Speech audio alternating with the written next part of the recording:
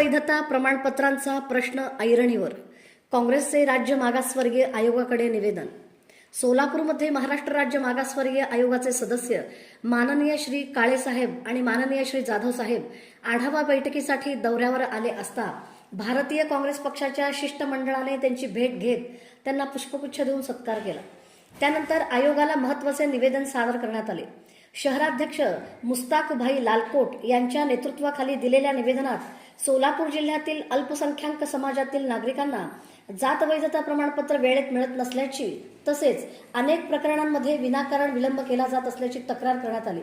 या गंभीर प्रश्नाची आयोगाने तातडीने दखल घ्यावी आणि प्रलंबित प्रकरणे वेळेत निकाली काढण्यासाठी संबंधित अधिकाऱ्यांना आवश्यक निर्देश द्यावेत अशी मागणी काँग्रेसच्या वतीने करण्यात आली.